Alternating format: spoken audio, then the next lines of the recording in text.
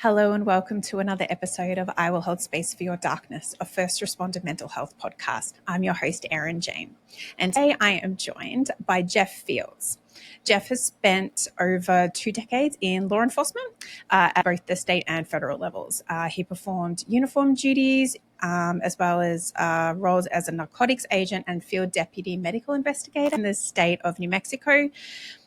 He held uniform and detective positions in Arizona, as well as positions as a DE officer, before transitioning over to the Department of Homeland Security, where he worked in both the states of Arizona and DC, before becoming a postal inspector and criminal investigator for the US Postal Service in North Carolina. Jeff is now retired as of August 2022. He's now a public safety education and consulting advocate, where his organization is 1333 Consulting. And he's also the author of Sober from Sin, which is his memoir about his journey through addiction and finding himself as a public speaker and law enforcement addiction advocate, as well as his search for spiritual and personal redemption. So after that giant mouthful, Jeff, welcome to the podcast. Hey, thanks for having me, Erin. No, this is lovely. Thank you for making the time. I appreciate it. So I'll sort of kick off like, we normally do. And what made you want to join law enforcement in the first place, Jeff? So I come from a family of law enforcement. My father was a local and federal also. 27 years he spent in law enforcement. Federal law enforcement, I should say. So he has over 30 years, actually. And so I think that kind of drove me in that direction. I didn't think I was capable of doing anything else, to be honest with you. So that's kind of where my journey started, was through him. So kind of like better the devil you know type of thing. Yeah, for better or worse. I mean, when I reflect back, I'm like, oh man, I should have thought for myself, I guess. But I mean, to be honest with you, there were times when I was in college where I was like, man, I really want to be, and I hate the cliche, but I really wanted to be in the storm. I wanted to be out there helping people, and not sitting idle. And I really drove me. I'm a helper, I think, by nature. And I think, generally speaking, most people with that innate nature are drawn to the first responder roles. It doesn't always matter how we get there in the end. Sort of you worked in so many, like I just, ran off a very, very brief like resume of all the different departments that you worked in over the span of your career. Was that sort of part of you, like continually like seeking opportunities and promotions, or was it like, I don't know, I guess sort of continually seeking something that you weren't really sure what the answer was for? Yeah, I mean, it's a little bit of both, and not to get like too deep too quickly here. So, yeah, I mean, I think my whole story is that I was always trying to find some sense of purpose with myself, and trying to please others, I guess. So I figured if I had a role where I was doing X, Y, and Z, oh, look at me now, are you proud of me? No, so I'll do something else. And also just trying to find whatever it was to try to like feed whatever. And again, I still don't know what it was, that fire inside of me, because I tried chasing position titles. Well, that only gets you so far. And then really, are you doing, the work? And then I started chasing money. Well, that turns out to be, the worst thing I could have done is chase the money. And that's what happened when I went federal. And so I guess the journey was more of a self-identity type thing. And in the end, part of my journey was that identity means nothing. I'm a child of God. That's the only thing that matters. And so that kind of, in a nutshell, is why I jumped around so much. I was a nomad, is what they call it in law enforcement. Trying to find my place and just never finding it. What's concerning with me is I didn't know exactly where it would lead me. Like I never had a goal in mind, right? I never was like, okay, if I make this pinnacle in my career, that's where it's going to be like, oh, I can relax. No, it was a constantly moving goal. And yeah, it benefited me and I had some success in it, but I never had happiness with it. So it was I can't even put the word to it right now. It was like a bumpy road of leading me to here where I needed to be. But man, if you had asked me 10 years ago, this is where you're going to be now, I would have been like, you're crazy.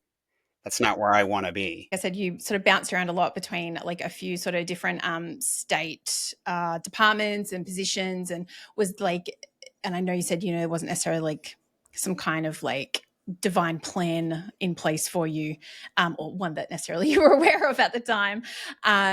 Were you kind of like trying to get all these like different experience then to be sort of like more attractive for like a federal position, or did like Department of Homeland Security kind of just pop up out of the blue and you're like, I want to go for that? So it was a little bit of both. Mm-hmm. Yeah, because a lot of the local agencies I worked for, my prime goal was to gain the experience to hopefully be able to promote me Mm-hmm. into a federal position. I was following my dad's footsteps, which this is a bad thing in my world. So because he was a local cop before and then he went federal, and Okay. he was a local cop for 4 years and then went federal. And so my plan was like, oh, after 4 years, I'm going to do the same thing. Well, no, it took more like 10. So Yeah. um, it took forever for me to get a position federally. And Homeland Security kind of just popped up because I had been working diversion cases like prescription fraud stuff in Arizona. Okay. And so I had a case that led me to doing kind of like an internal investigation on a Homeland Security employee in Arizona who was abusing fentanyl. And so when I got the case, I was like, well, where am I going to take this? I mean, I could do the case on my own, but I need Mm-hmm. more information. What agency handles that?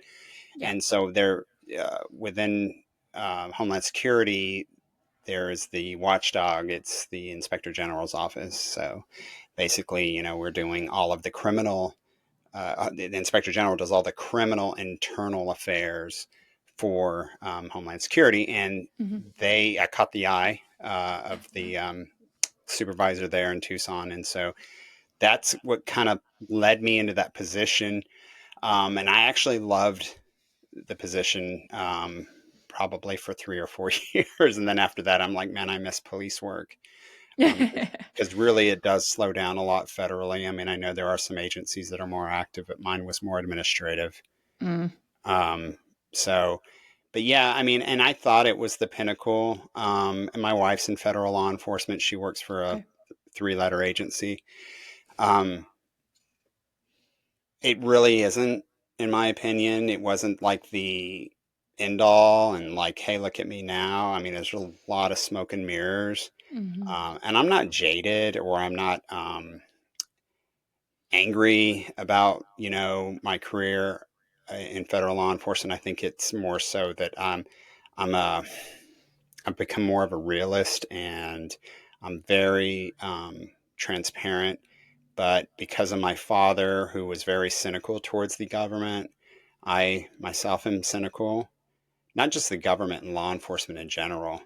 Mm-hmm. And so I think I just got burnt out. Yeah. And I'm kind of going further into that question than you probably wanted me to. But yeah, yes, it was a notch on my belt, Yeah. but it wasn't what I thought it would be. Yeah. And I think that's kind of pretty common sometimes when we hold something up, this like lofty height or this Yeah. desire of like, yes, once I reach that point, it's either everything's going to be awesome, my life's going to be better, or that kind of thing. And then you get there and you're like, No, no. oh, exactly. And I sort of in my research before we jumped on and had this conversation, I heard you mention something, and it was it was pretty poignant that you said, like, after your experience in the federal law enforcement realm and come the time of you leaving, you said that you felt like a broken toy. Yeah. And I mean, that had a lot to do. So towards the end of my career, the last 7 years, I was really um, stuck in addiction with alcohol for a lot of reasons. And I think if I had stayed in local law enforcement, and I don't know what would have happened, but to me, in my advocacy now, I'm seeing that local law enforcement departments seem to have a better grasp on their people. Mm-hmm. Where in federal government, you're a number Yeah. because they're so large. And so when I had a DUI, I think 5 years before I left, Wow. um, they did not handle the situation the way I thought that they would. I mean, I ended up getting promoted out of it, not because of the DUI, but I got a promotion. Um, but in actuality, I needed help. And then in the last 2 years of my career, when I had some other um, incidents happen that involved alcohol, I was definitely felt that I was just a number. Like, hey, shape up or ship out. There's no fixing it. Where I had a top secret security clearance, and in the government, you have to have we call them re-ups, but basically where they do a check to see what had happened in the last 5 years with you, and constantly lying on those all the time, like everything's fine. Are you going to counseling? You always minimize it, makes it better. You say, oh yeah, I'm marriage counseling. Oh, okay.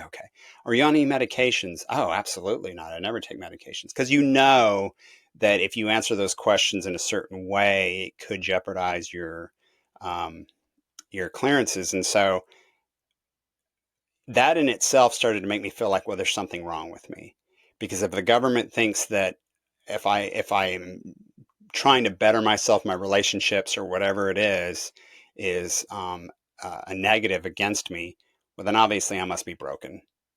So, and it is very disheartening, because there are so many others that I know. I mean, I know a lot of people who struggle with some type of addiction, or that are in the federal government law enforcement realm, or that are struggling with their marriage. Um, but you don't want to talk about it because, you're chasing the money, or you're chasing the pension, or you're chasing the identity of the title.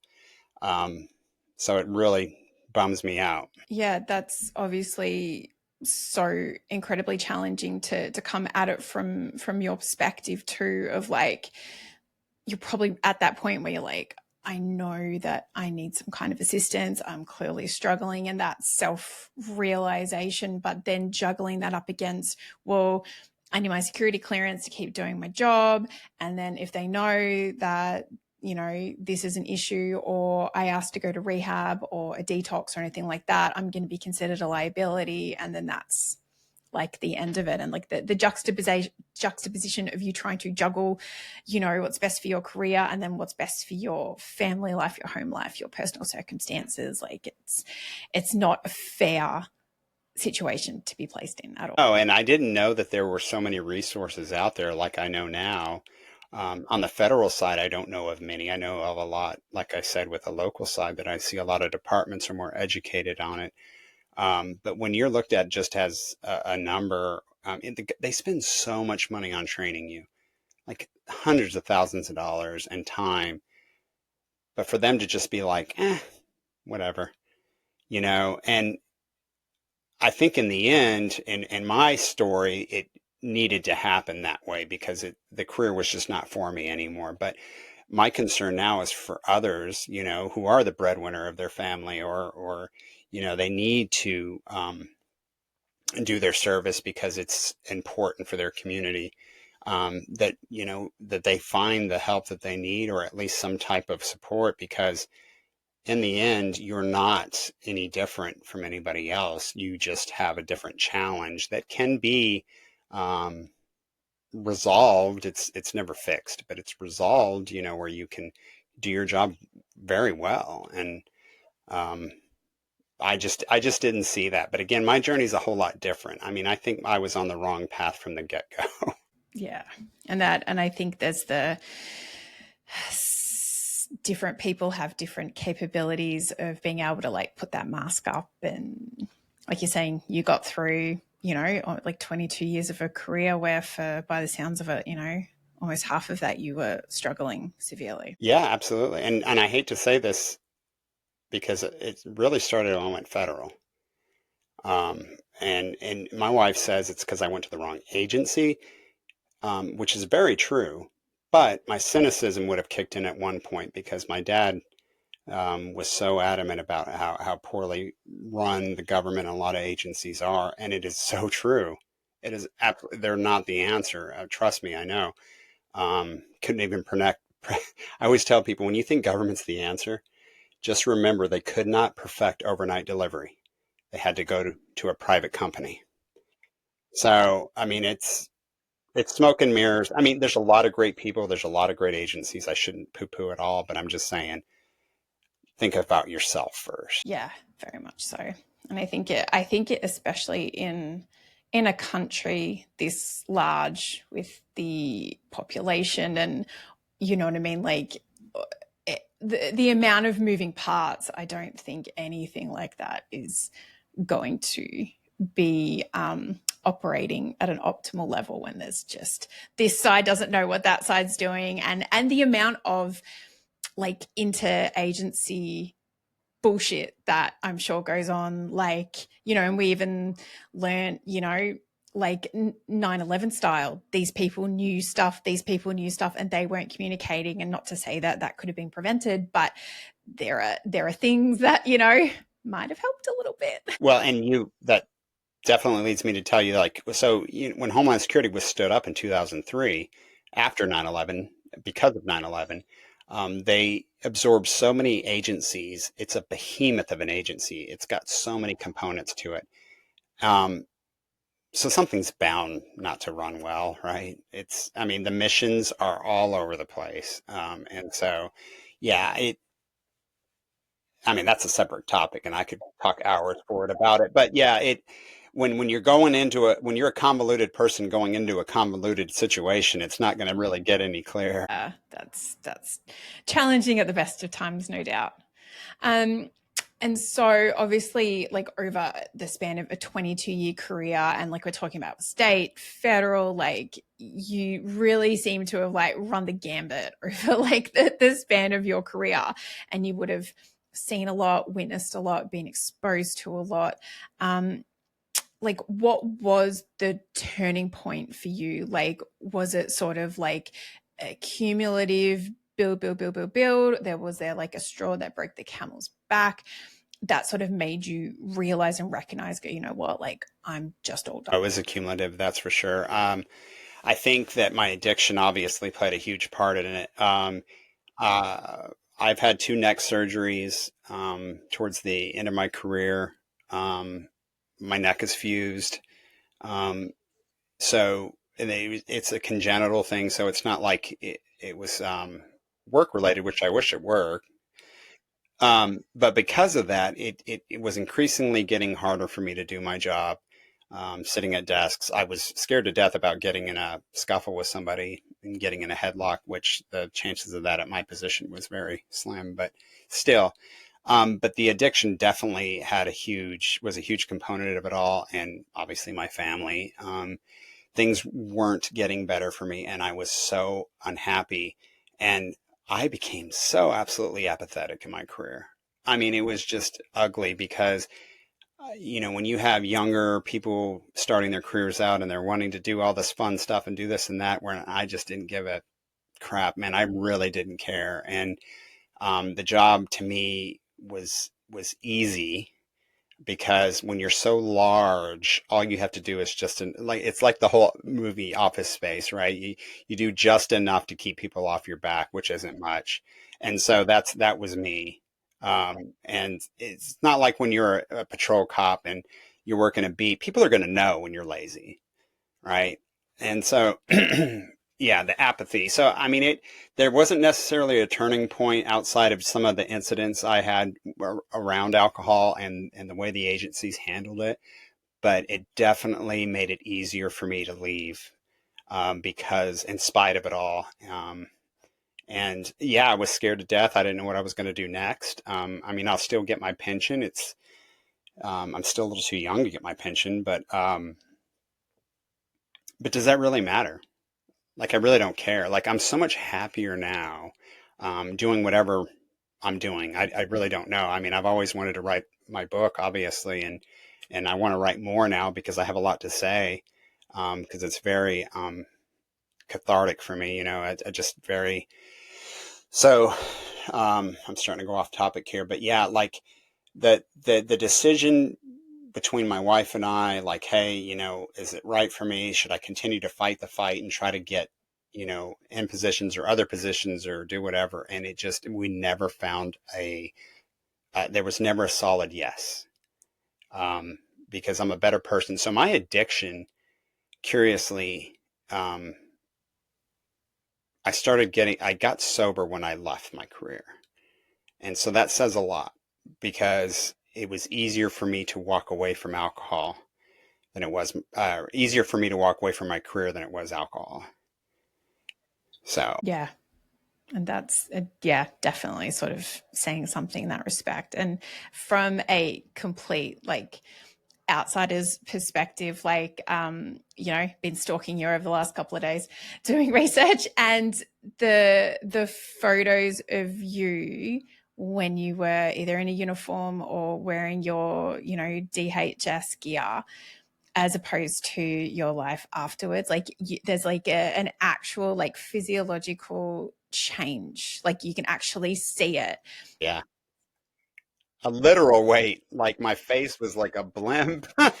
Absolutely. And I appreciate you saying that because I mean it does show that I was on the wrong path, right? I mean, they always say, I'd rather be poor and happy than rich and miserable, and I am I mean, what is a career anyway? Right? I mean, what is a title anyway? I mean, if you're a crappy parent, what does it matter?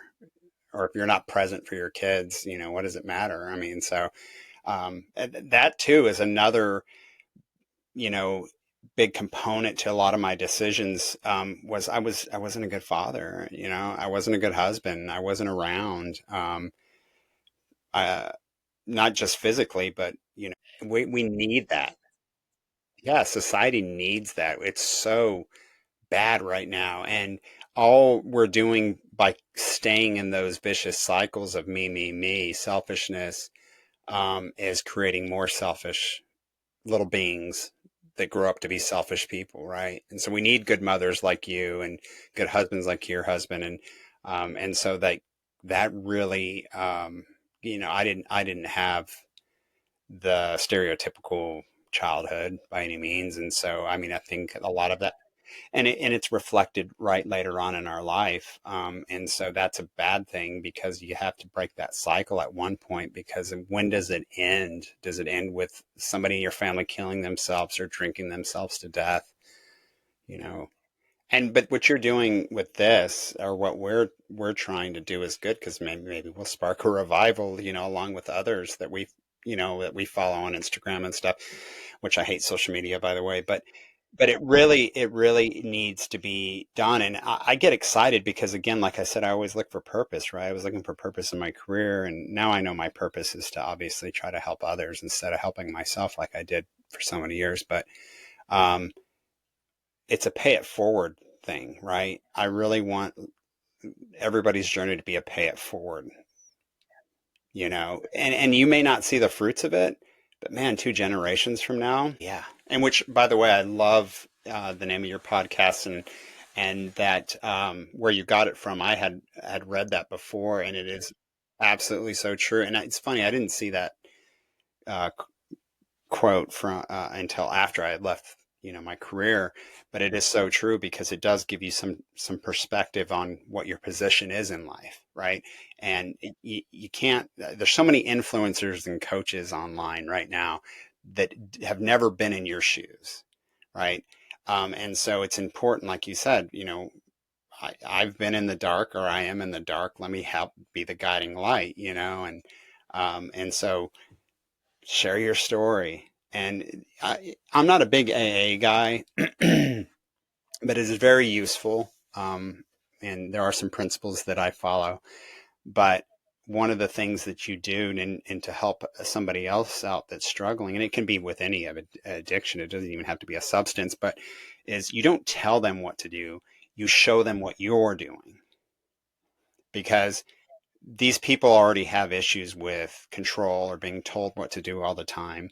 So let me set an example for you. And this is working for me. Now, it may not look the same, whatever you do as me, but let me tell you, it's working. Right. And so that's the principle I try to use going into everything. It's just be an example, being a light to others. So love it. So sort of given we sort of like touched on a couple of different sort of bits and pieces and aspects, and I definitely want to like hear about your book and all that kind of thing. But sort of one of the things that I have been really interested to ask you, and especially because you have worked for like so many different organizations, state, federal, like you really like the complete gambit.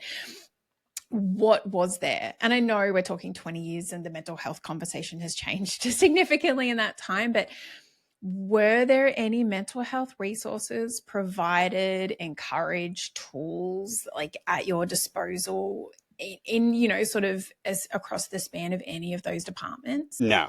I didn't seek out like I should, but when I did need some type of assistance, so the government has an EAP program, the Employee Assistance Program, and typically those programs are subcontracted with whatever agency you're with. And so the time that I did reach out, I got a hold of a counselor on the other line, and he was like, "Oh, we don't even have this contract anymore with your agency." And I was like, "You gotta be, well, here, let me give you some resources, some people I know in the area, but sorry." And I was like, "You gotta be kidding me. We should have some of the," yeah, yeah. So that really turned me off, to the whole thing. And again, I'm like, well, if my source of a lot of my discomfort at the time was my job, why am I reaching out to my job for help? When I had my DUI and I went to rehab twice when I was working federally.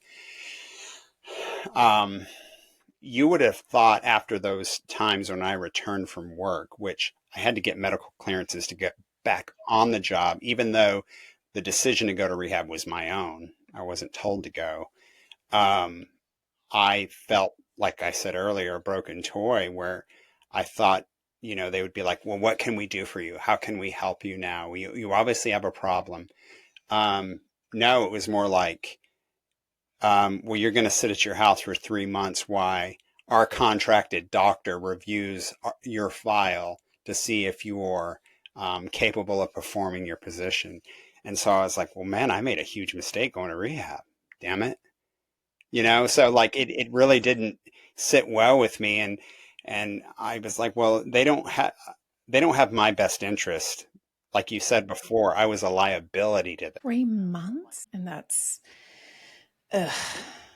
I mean, yeah, there's not much to be said about that, is there? Yeah.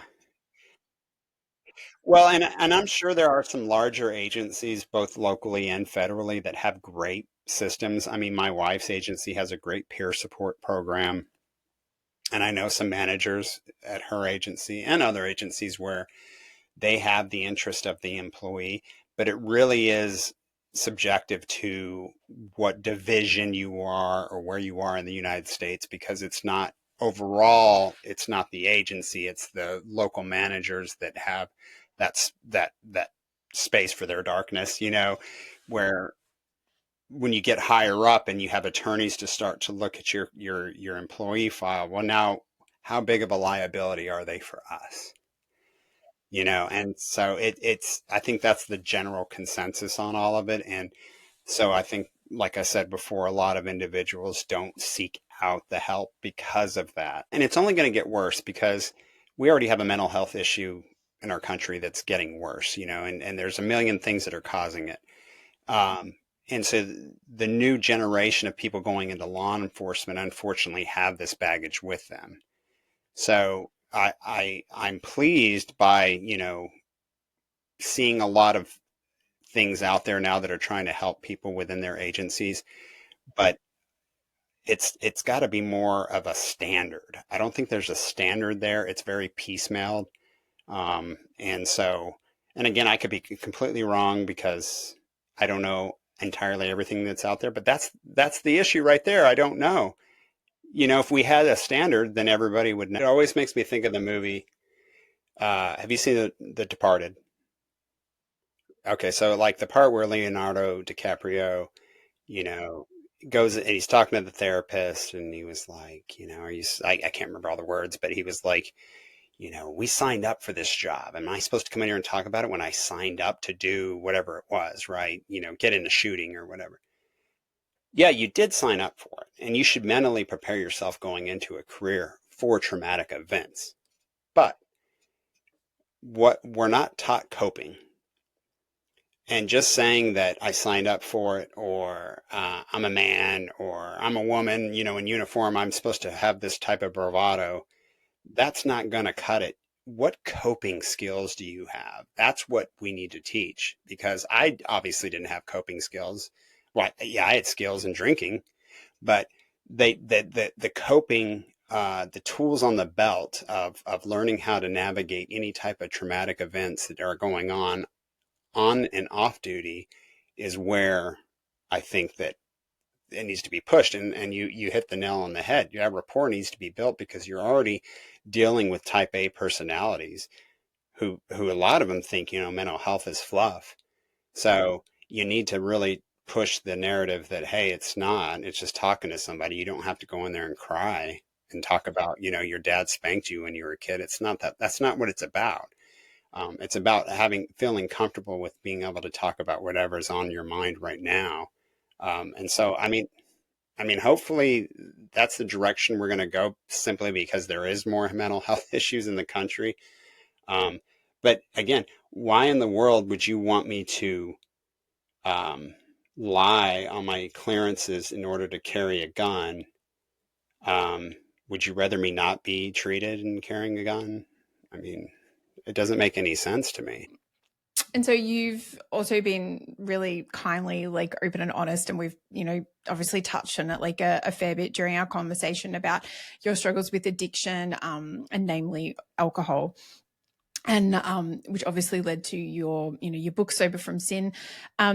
Talk to me about how that, and if you're obviously comfortable doing so, like how that addiction came about, because you said that it was sort of like the last 7 years of your career. You mentioned like going federal had like a little bit to do with it. Was there sort of something that really kind of triggered it off for you, or it was just your backpack kind of got full and you were like, that's it? Oh, that's a good way to put it. The backpack analogy. I like that, because that is what happened. I can't claim ownership, so feel free.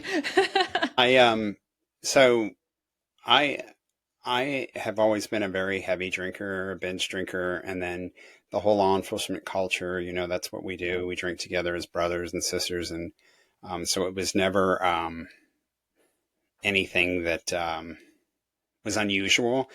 And so I also had known that I had been, something had happened in my childhood. I wasn't quite sure what it was. I couldn't put my finger on it. And then as I got older, and I had always had nightmares about some type of childhood sexual trauma. I couldn't really figure it out. But then as I got, after I got married, and my comfort level and my safety levels went up, which they typically say that's when, some of these flashbacks happen. I started having these flashbacks and nightmares, and they all revolved around, something that happened to me at night when I was a kid. And my drinking started to increase. Now, my drinking had already been unusually high, but I didn't know that it was an issue until I had an audience, like I say in my book. My wife, she was like, "You drink a lot. It's not normal the way you drink." And I'm like, "Well, that's what you do in law enforcement. It's not, what's the big deal?" And she's like, "Well, no, it's one thing going out and having drinks, but then you come home and continue." Because that's what I did when I was a bachelor wasn't a big deal. So it turned out it was a self-soothing activity for me. And along with the nightmares, I started trying to piece things together because, in law enforcement, we're problem solvers, right? I wanted to have an investigation on my past, and which frustrated me and was intuitive, I should add, because you're not going to find it. And it frustrated me forever and made things worse. But, a therapist once told me it's not your job to fix yourself. And so, yeah, I mean, I guess the short of it is that, yeah, I think the culmination of the drinking, the more frequent nightmares, and then really evaluating what had happened in my past, the flashbacks started to make a little bit more sense.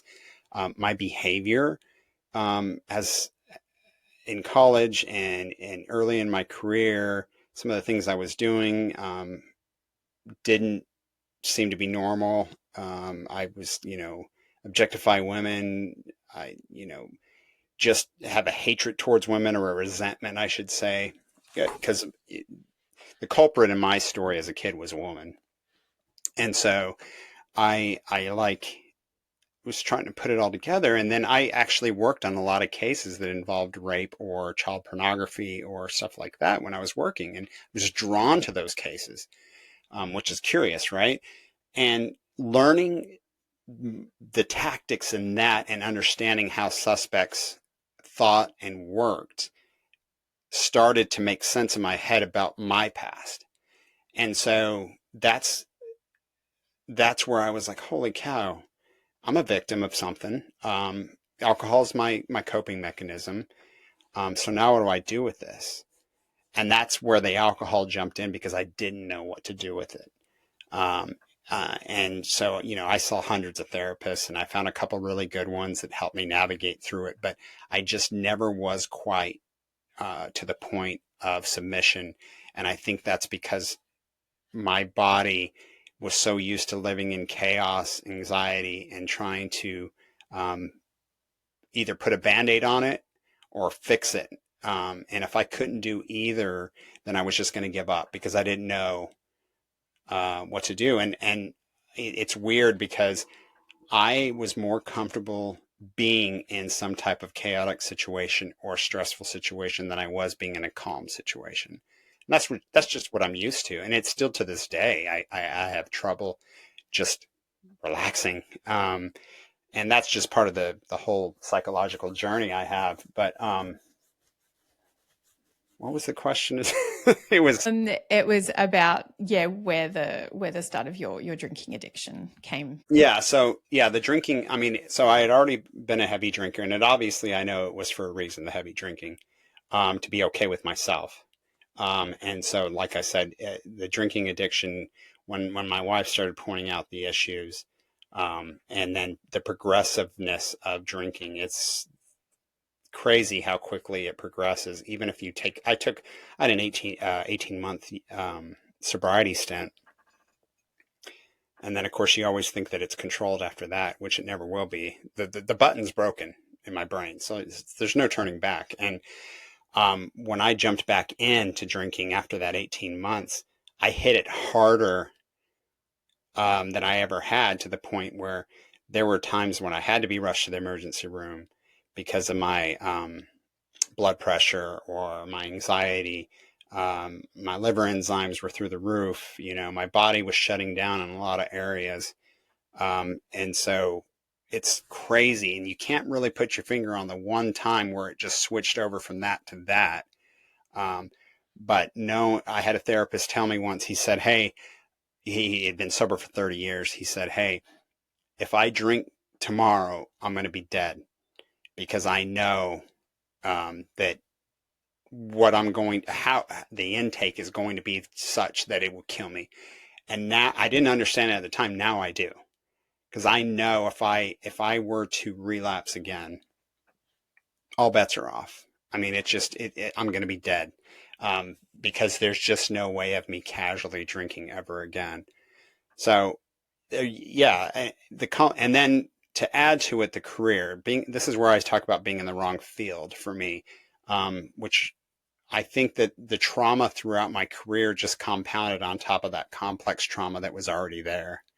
And so not knowing how to handle my own trauma and then adding that other trauma to it didn't help at all. I thought it was just normal parts of the job. Simply put, my personal trauma made the trauma of the job seem dull. It didn't bother me. I thrived. That's why I was a death investigator for 2.5 years. I thrived on the dramatic scenes, the deaths, the blood, the guts, all that stuff. The kids didn't bother me. Obviously now I could never do it because I have a daughter, but there's the jaded side of law enforcement, like, oh yeah, I thrive on that. Well, if it doesn't bother you a little bit, there's something wrong with you. Yeah, so I got long-winded on that, but yeah, I think like you put so well, it was the backpack was full. And I finally realized I need to take it off instead of trying to continue to go. Yeah. Yeah. I mean, first of all, thank you for trusting me and sharing that. I know that's would obviously be something really heavy that it's probably taken you a long time to not only feel comfortable admitting and talking about even to people close to you or your therapist, but like speaking about with, and putting it out there. I can't, imagine. So thank you. That's, a lot for you to have carried from your childhood. And I think, like you said, it's everyone's childhood experiences are so subjective. And then we go into these careers where we have that cumulative trauma exposure. And then when it's like you're kind of already starting from like 100 meters behind the starting line, and then it just kind of gets piled on top of you. And then, and it was something that was so telling that you said, like, I'm doing a trauma-informed certification in my free time from my study, because, that's what I do. And it was really interesting how you said, like, it started to kind of creep out for the first time in your life after you got married because your nervous system felt safe for the first time.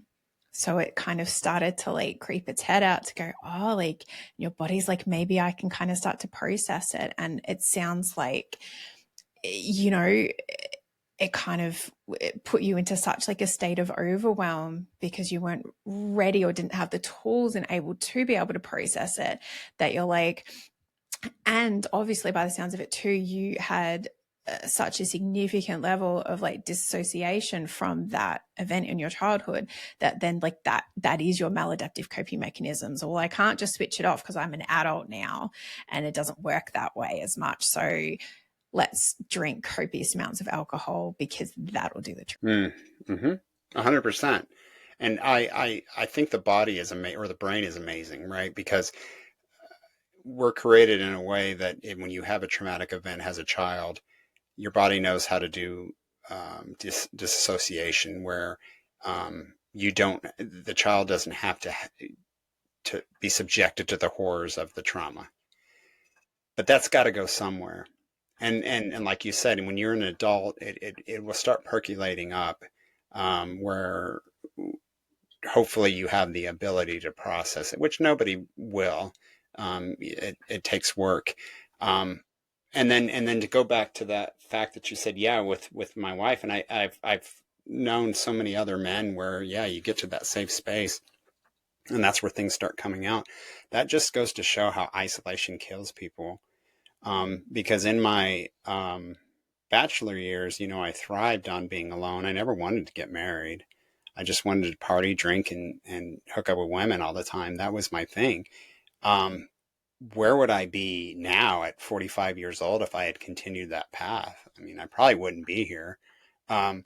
So I think it's so important to have community. It's so important to talk to people. It's so important to be vulnerable to other people. It doesn't matter how you look, or you think you look, because in the end, there's other people suffering like you that are waiting for somebody else to just start the conversation. And I think you're right. And especially in the, first responder realm, like, even though I was a woman and I worked with a lot of like incredible freaking fierce women, like they are male dominated professions. And so that stigma attached to like appearing weak and not being able to handle it and all that kind of thing. And I look at it like, I personally, and it's like the message that I sort of put out there, like there is more strength and more courage in being able to be authentic and speak your truth and go,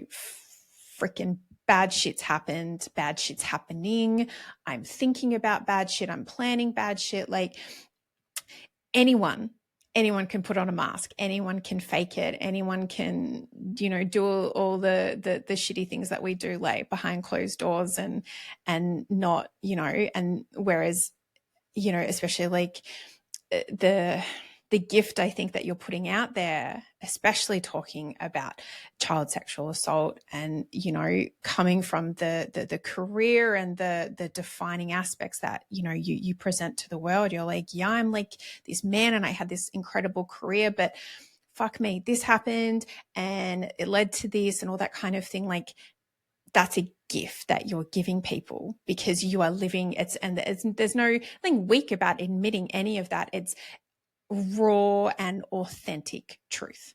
And I think that is so incredibly powerful. So I really just take my hat off to you for being in the place in regards to like your healing journey where you're even able to put it out there, because I think it's freaking awesome. Well, thank you. I appreciate that. Yeah, and you're right with the masks, because I mean, I wore masks my whole life, and I think a lot of people in law enforcement compartmentalize so much. And it's easy to put the uniform on and have that persona, but then not know what to do with yourself later when it comes off. And I grew up in a family where we didn't have problems. No, we did. We just didn't talk about them. And then I had the old school mentality towards law enforcement because my dad, he's a wimp. Look at him. He's not, he's a sissy. He's not manning up, or, stuff like that. And I think there is a very fine line on being tough love, but I also think that having vulnerability and be able to talk about things is much more powerful. Like you said, I saw a post somebody put, they were like, you think it's awesome drinking a whole bunch? Try sitting in your pain. That's the real bravery, right? And because in the end, I hated that hits deep, doesn't it? Yeah, it does, because I was scared to sit in my pain. I still struggle with it, right? I mean, I drink coffee like, coffee and nicotine. That's my vice. But I think that if you sit and listen to your body for a while, it's trying to tell you something. It sucks, but there may be something there you can actually try to fix instead of numbing it out with something that's mind altering. Yeah. And I think if you've read Brené, I'm pretty sure you would have read The Body Keeps the Score. Oh, isn't that just like such a defining book? And I read that and What Happened to You, like direct, like one after the other, and it just changes your mindset like so much in the way that you view things. And I think as well, like, and it's obviously I'm Australian, like drinking culture is such just like a massive part of just being an Aussie, and then add that into like a first responder career. And we used to work like night shifts. Our entire night shifts were based around drinking. We used to have, they're called EOs, early openers. So you'd finish at 7 a.m. on a Friday, and then you'd go and drink until whatever time, and then like try to rock up to work invariably some kind of shape of sobriety, probably feeling terrible. And then we'd have night shift drinks. And then the Sunday finish at 7 a.m., go back to work at 3 p.m., finish at 11 p.m., and then go out drinking. Like it was all, that was just part of the culture. And I think as well, when you're not saying you were like predispositioned, but the fact that I think most of us use drinking as a coping mechanisms. Acceptance too. I mean, yeah, I had a sergeant that he didn't drink, but he would show up at the bars when we were there, to just kind of monitor his crew, right? His squad. And he would, when he was about to leave, he'd always say, "Hey, on your way in tomorrow, if you see the white van parked at the station," which was the, hey, blow into the, random drug test type thing, keep driving and call in sick. So he was protecting his people. And I'm like, at the time I was like, that's freaking awesome. This guy's awesome. Right. Well, I mean, yeah, in hindsight, I'm like, well, that's not really awesome. I mean, there were times when I worked patrol and we tell each other like, hey, don't do any DUIs this morning because you're not gonna be able to tell who smells and if it's you. Right. So it's, Yep. But that's how it was. Like the guys I worked with at the start of my career would talk about, they would drive around with like, a slab. So I don't know if you get a slab here. A slab's like 24 cans. And they would just drive around with like a slab of beer in the back, just cruising around. Like it's what they did. It's what they did. on patrol. Yeah. That was my federal career. For some reason, I was able to luckily didn't do anything bad in uniform because I, for some reason, had a respect for the position. But once I got federal and I was more incognito, right, in an unmarked vehicle. Really, there's no accountability with your employees because they go do their thing. I mean, I would sit and park. There's parts of the city I live in now that I refuse to go drive around because it just really is like a PTSD thing for me, because I would spend hours drinking in my government car and then go back to work. I mean, it's beyond me that my progression and my addiction got to that point, because if you would have asked me that as a new recruit, I'd been like, no way. No way. Yeah. Yeah. And we all go into it with our bright little naive eyes, I think, like, and even you having like the experience of your father being in law enforcement and granted like the cynicism sort of rubbed off. And I think that's sort of pretty common. Like I worked with some, salty, crusty, like senior blokes when I first started, and legit like 2 years in, I sort of had like taken on some of their like, and I'm like, and I actually had like the self-realization. I'm like, what are you doing? Like you've been in the job for like 2 years. I'm like, you don't get to have this attitude, like snap out of it. So no good. But so you obviously like talked about the fact that like you left law enforcement and then you went down the path of getting sober. But one thing I sort of did want to touch on, your faith is clearly something that's very, very important to you, and like a resource that you've definitely leaned on during your journey to sobriety. Like talk to me about how that has helped you in the capacity that it has, and was that something that you leaned on during your law enforcement career, or was that something that's kind of come about afterwards? I mean, I've always known God. I just didn't listen to him. And I grew up Catholic. And so I won't go into that because I don't know who your listeners are, but I mean, I'm a recovering Catholic. That's what I tell people, just simply because my experience, or at least with the church I was at, wasn't well. And so they lean hard into the shame. Catholicism really does. Yes, they do. And if you're already dealing with shame and guilt, right, from trauma, that it's not a good combination. So I don't like to say I fell away from it. I just didn't follow it. But my wife brought me back into my faith, because when you're running out of, and this is terrible, when you're running out of options because of your addiction, and then you run to faith, it's like, well, why didn't you have faith in the first place? And you wouldn't have been there. And part of the journey with tackling addiction in recovery is finding something bigger than yourself. And so that's where I really learned that, God's bigger than me. He can handle any problem.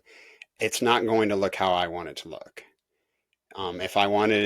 If I sit here and throw a tantrum because it's not the way I want it to look, well, I'm selfish again. So I think that by that surrendering has absolutely helped me in my journey in recovery, and it continues to this day. I'm a very structured person. I need that structure that I get. I don't use the word religion because it's man-made.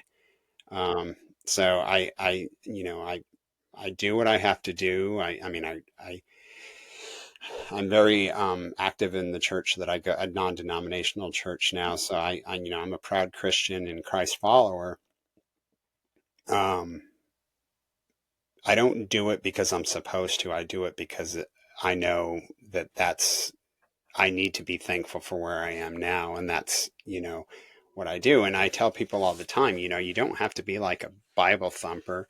Just, just, just give credit where credit's due, because you're here because of a reason, and you are navigating through whatever you're going through because of God. But if you're not leaning on it and you're trying to make your own decisions or your own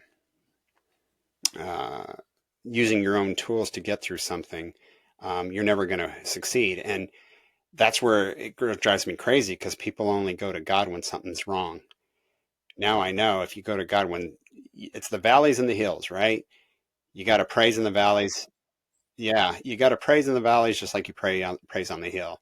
And so that's what I'm learning now. If you're grateful, it's a gratitude thing. If you're grateful all the time, no matter what, where you are, things don't seem as bad as they are. And so that's been my journey with that. It continues to be, it'll always be my journey. And I think it's so important that I continue to try to instill that in my family, especially my daughters, because this will help them. I pray that it helps them navigate life better than I did. Um, so, and being a light to others, and that's our purpose, I think. People say, I don't know what my purpose in life is. Well, it's to help other people. It's not to help you. You'll get the fruits of helping other people. So yeah, to answer your question, absolutely, faith has been a huge component of it. I wouldn't be here if I didn't have it. Yeah. No. And thank you for sharing that. Like, just sort of on like the back end, like I was raised Catholic. And I don't think it was anything that like my parents had thought much about. And then after my dad passed away, like my mum's parents were sort of not very religious, but very like spiritual in that sense. And we were brought into the church, church every Sunday or that kind of thing. And because I think my mum wanted us to have some other kind of structure in our life, because she's like, it's going to be hard. It's just me. And, as from like a child's perspective, I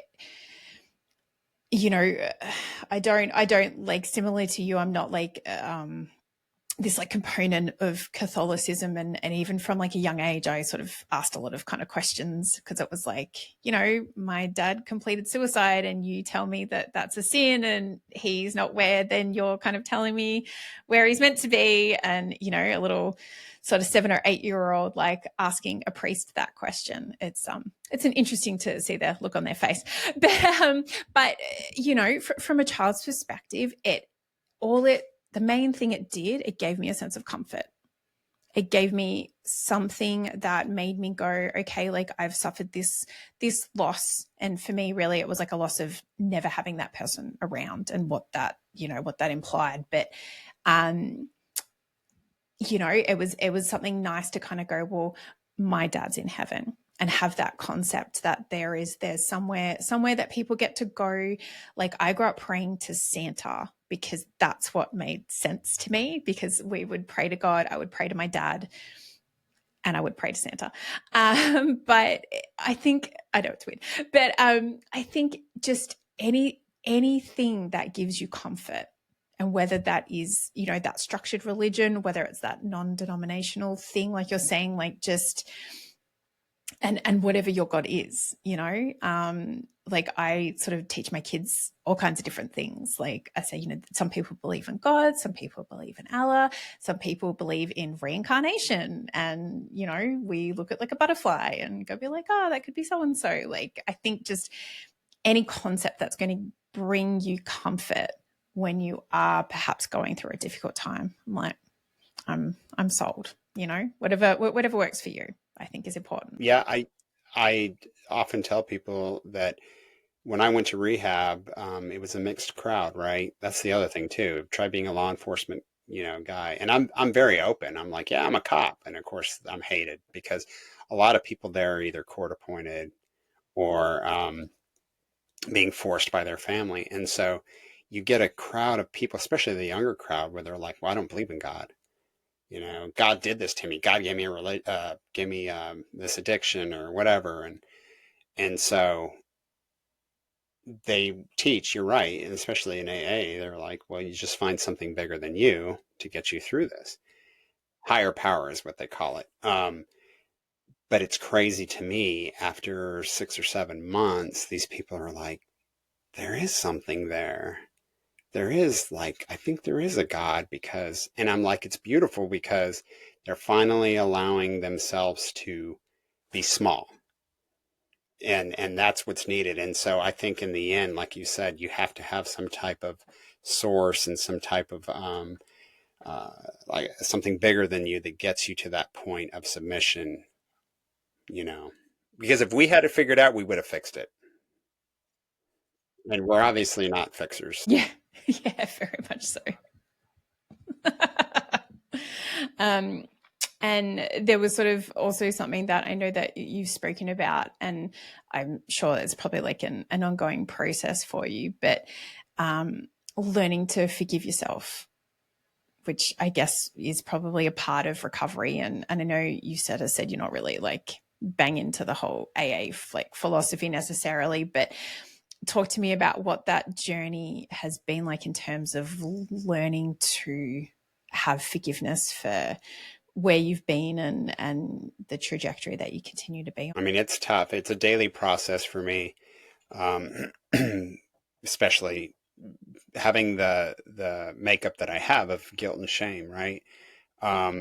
So I really try to focus on being in the present moment all the time. Because obviously, like they say, the past is dead. You can't do anything with it. The future's not here. It's contingent on what you do right now. And so I really try to pull myself into the moment. A lot of grounding that I do. I have my meditation prayer time in the morning every day, and I have to have it in order to set my day straight. And I think that has helped me a lot because it pulls me back into the center. I like to say, right? You're not to the right, you're not to the left, you're in the middle. Towards the end of the day, it wanes, absolutely. But then I can restart the next day, and I have to tell myself that every day. And another AA thing is, at the end of the day, you do an inventory. What did I do wrong for the day? What could have been better, or what was good? All right, I'm going to bed. Let's put it to bed, because the next day is a new day. And so that's what I really try to practice, because if I sit back, and there are times where it hits me, it's a fleeting, but it'll hit me and I'm like, holy cow, I gave up a successful career, but then I roll over and I'm like, I have my family right now. That's staying in the moment. Yeah. And continuing down certain paths you may not have. Yeah. Absolutely. I mean, I honestly don't think, Erin, I'd be able. Yeah. And again, even that recognition and realization is, something to be thankful and grateful for. But yeah, at the same time, it's heavy to sit with too, no doubt. Well, and I should add, it's hard. People think, I mean, it's not easy. It is absolutely hard. But if it were easy, we would screw up all the time. if you work at it, then you're like, this is valuable. Yeah. No, absolutely. And I think there's definitely something to be said, and it's something I've spoken about on like previous episodes, but learning the concept of self-compassion and just, you know, being able, I think it allows you to sit in that uncomfortableness of, like you're saying, doing shitty things or saying shitty things or anything like that, and just kind of being able to kind of go, all right, like, wasn't my finest moment, but it happens and we're going to like move on from that, and just kind of allowing it to, like, acknowledging it and then kind of just letting it go. Like, I think it's Day at a time, as they say.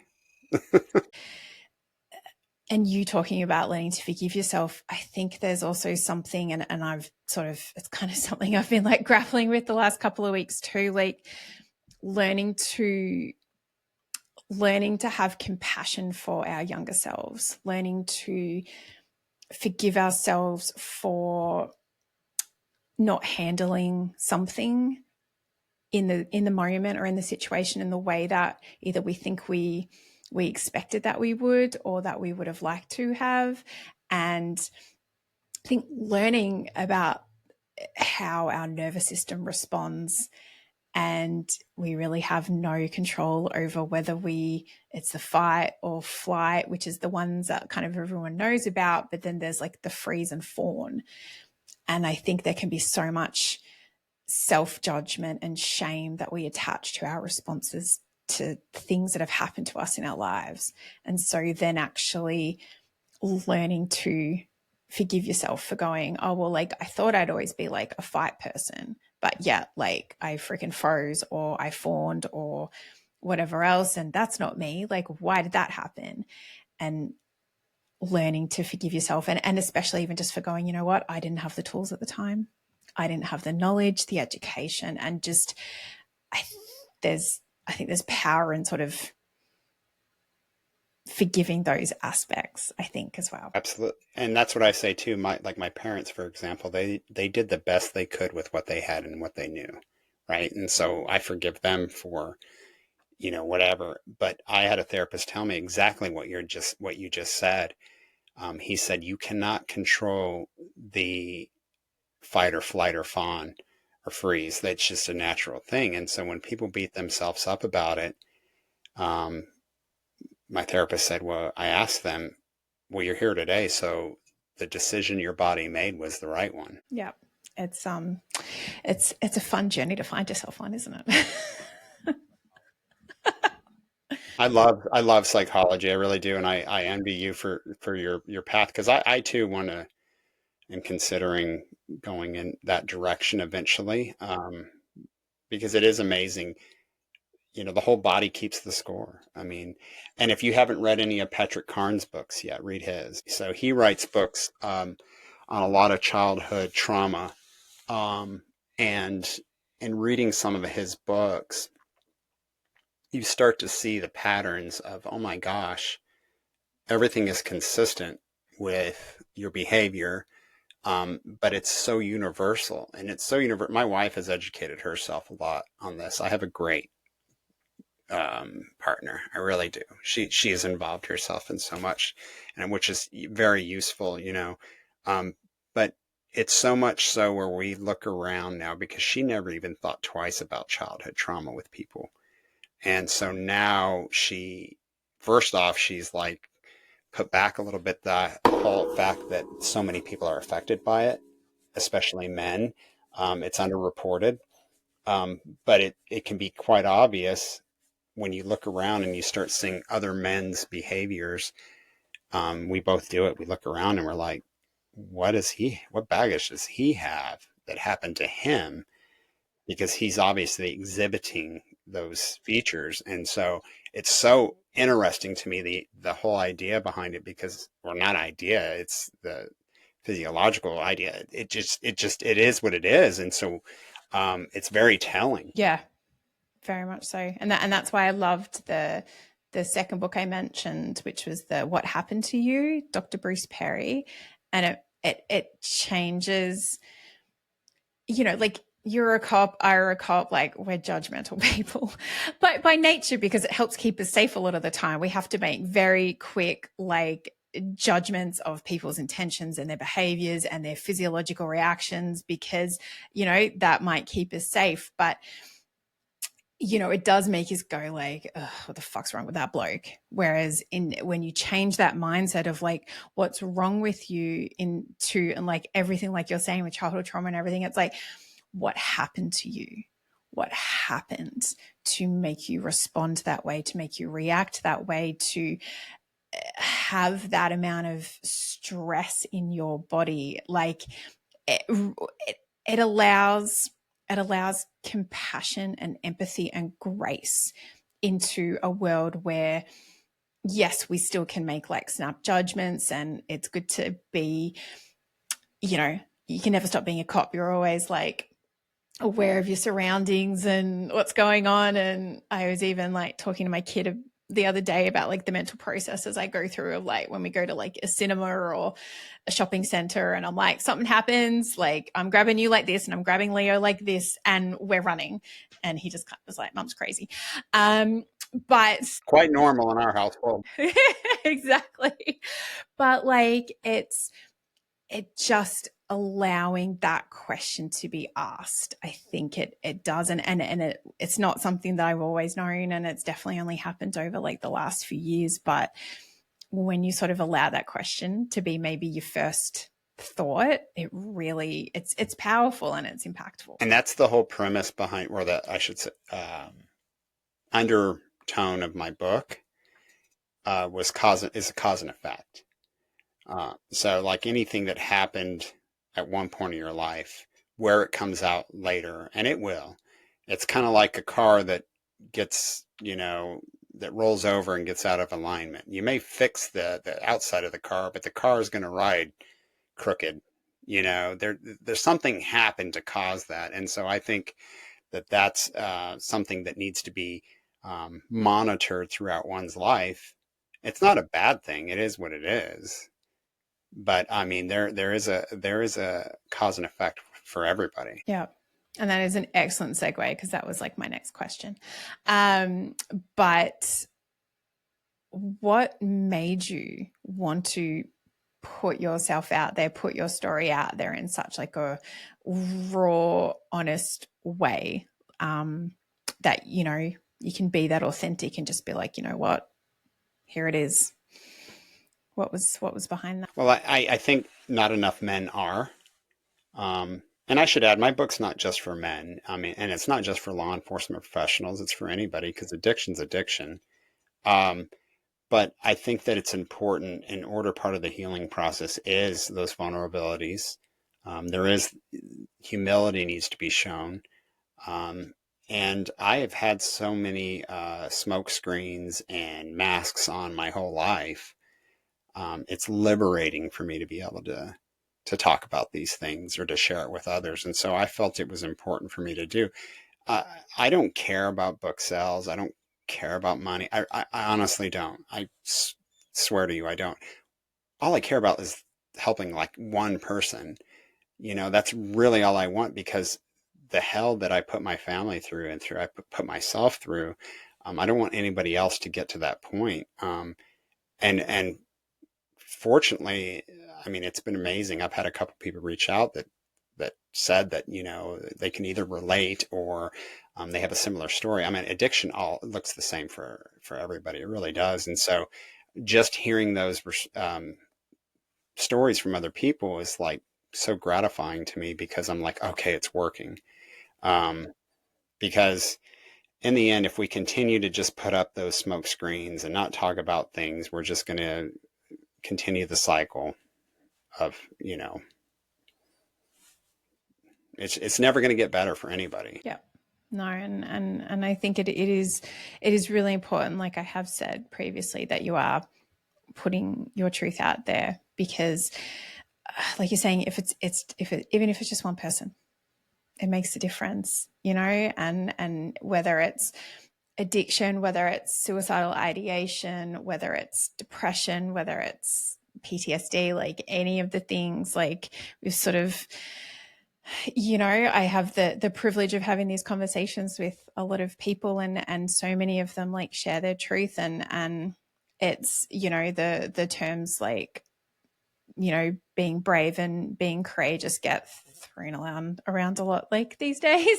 But coming from your life experience and coming from the world that you came from, I think there is something incredibly brave and incredibly courageous, because you have, by the sounds of it, not only fought the stigma from like your childhood in terms of like your dad's like cynicism towards things like that, but then also a 22-year career where we are taught just to shut the fuck up and just soldier on and get on with it. And you're like, no, you know what? Like, most of us are not okay. We are not okay. And I am an example of this, and I'm putting it out there so that others know that, like, drinking to excess, not okay. You're just hiding the truth from yourself. And I think it's awesome. And I'm really, really happy for you. And please, I think I was like, did it just come out in May? Oh my goodness! So it's only been like a month. Oh, thank you. It did. Yeah, it's been a month. Took me a year to write, but again, if anybody else is thinking about writing a book, it is very therapeutic. I was going to say, sounds super cathartic. Yeah, that's awesome. Where can people find it and buy it? Yes, it is. I tell everybody Amazon. There's Walmart.com and BarnesandNoble.com, but Amazon seems to be the easiest, but you can find it on there. Sober from Sin. Yeah. And can people purchase like from you if they want you to like sign it or anything like that? You know what? I haven't done that yet. I know I can. I have the capability. So my contact, so I have a website. It's thejefffields.com altogether. And from there, I have contact information. If somebody reached out to me, I'm sure I could make that happen where they could purchase it from me and we can get it out there. Okay, awesome. Can I be one of those people? Absolutely. You need to email me your address. You don't have to purchase it, Erin. Brilliant. Oh, well, Jeff, we're not gonna talk about such silly things. My other question was, I am a person who I love listening to self-help type style books on Audible. Are you going down that path? Is that, I don't really know how that kind of thing works. Yes, if my wife has anything to do with it, I will, because she is the same way as you. I don't know if she'll listen to my book. It's too painful for her, which I get it. But yeah, no, I'm in the process of exploring that. I've talked to a couple of authors how they do it, and so yes, that is the plan. That is like the 3-month plan for me right now, to try to get that. Brilliant. I love it. Well, please let me know when you do so I can share it on my page, because I know you hate social media, so I will share it on your behalf.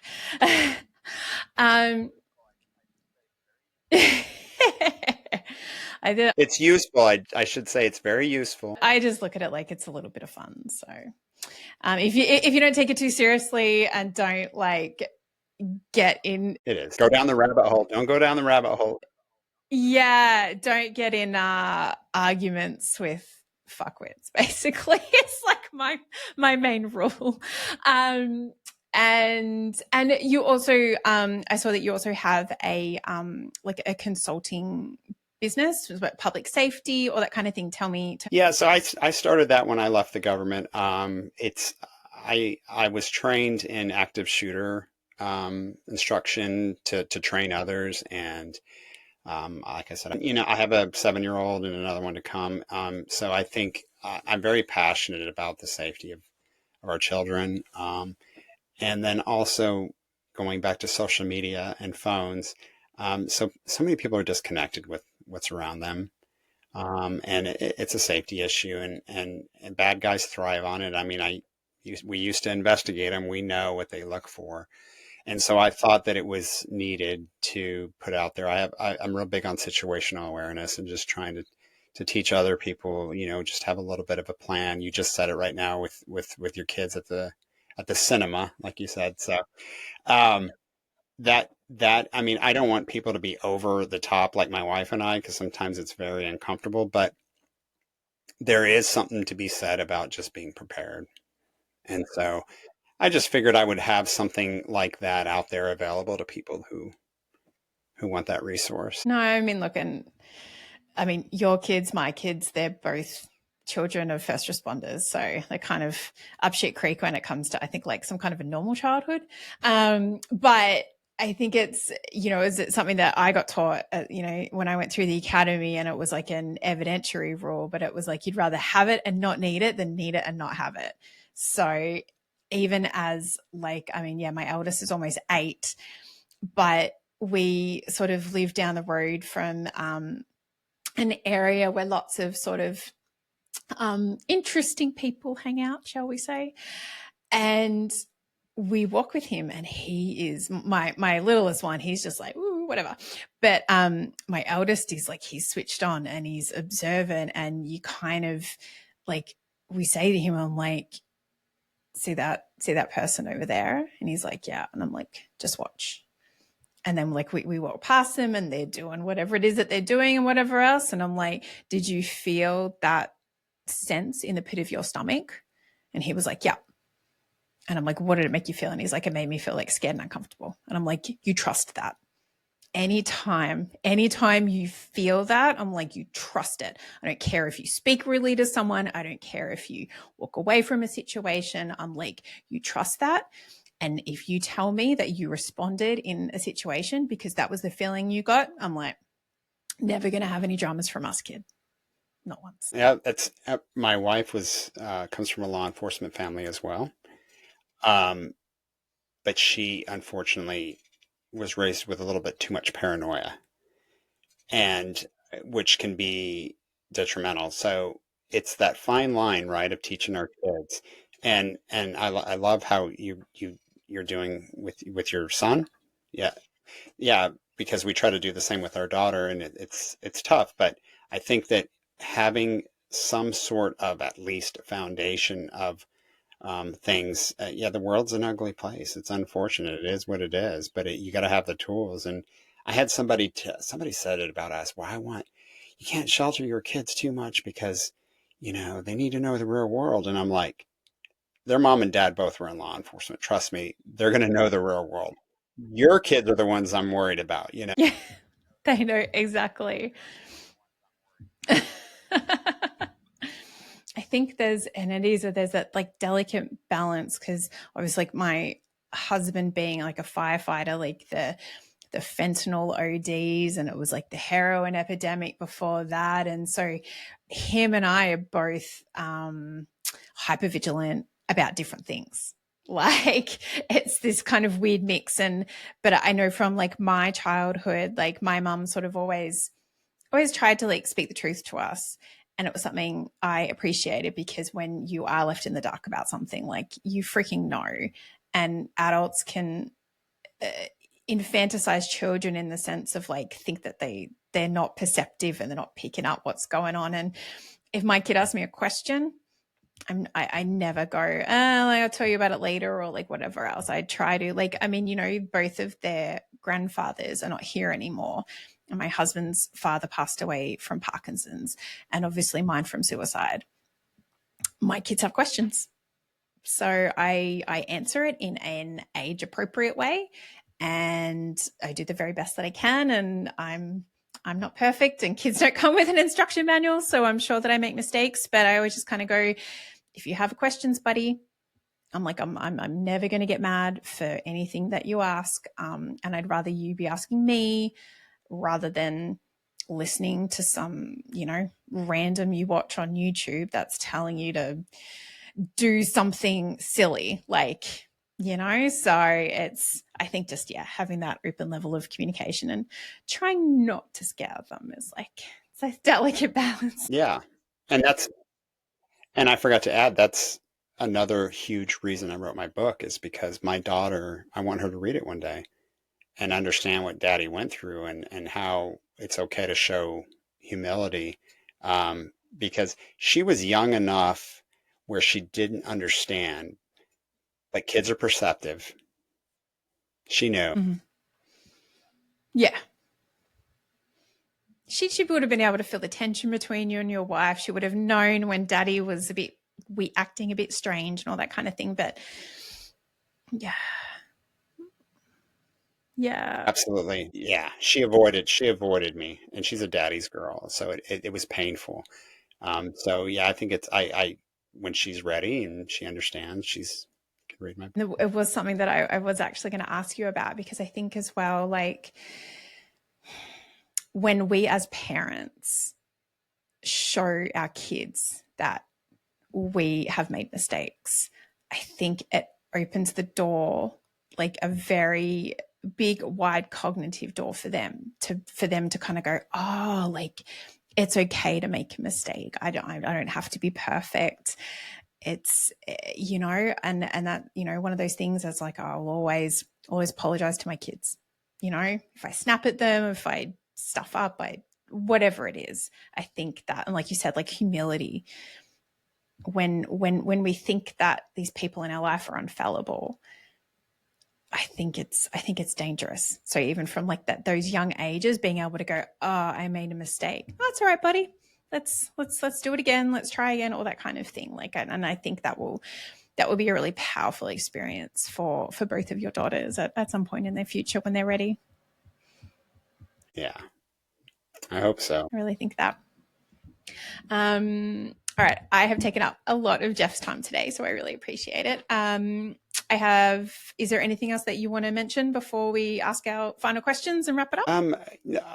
I've been trying to tell people, hey, the book is not for just people that are suffering. It's for wives that want a better understanding of what it looks like, or for those that you love, or for somebody that wants to be proactive, like you said. So, and then agency managers. I mean, come on.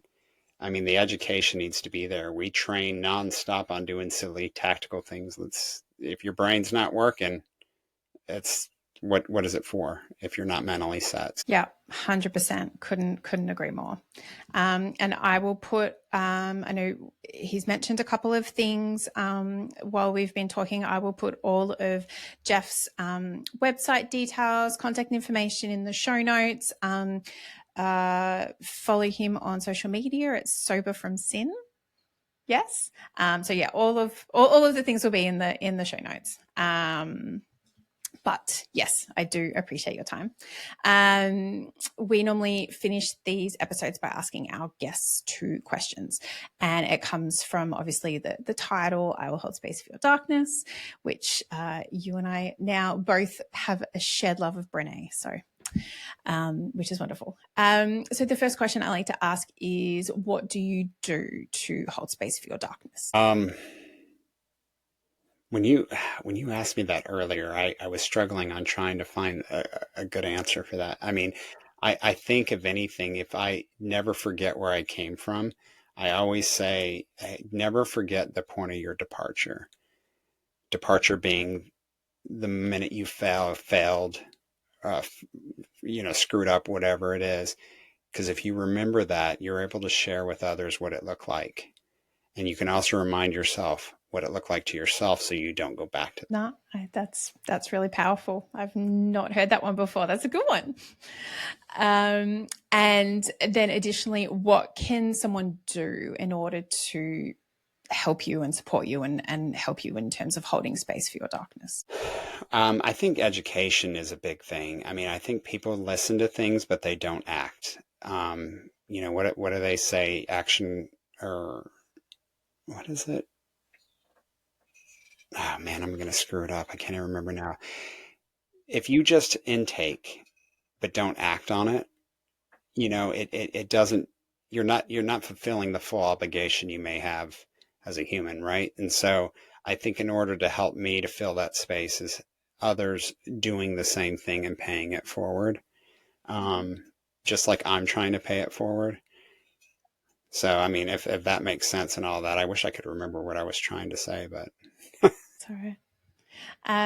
No, but I think there's the nugget behind that. It's like, as well, like, your actions speak louder than your words. So it's all very well for me to sit here and be like, I support you, Jeff. But if I'm not showing up with intention and supporting you in the actions, then what good is it for me to tell you I'm supporting you if nothing I'm doing is contributing to helping you in your process in that respect? So it makes sense. Yeah.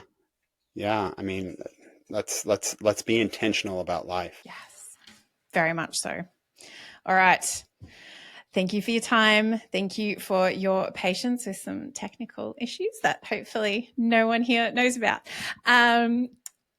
Yeah, we'll wrap it up. And this has been another episode of I Will Hold Space for Your Darkness, a first responder mental health podcast. I've been your host, Erin Jane. Thank you so much, Jeff, for your time. I really appreciate it. Thanks, Erin. And yeah, as always, let me listen in a way you've never been heard. Cheers.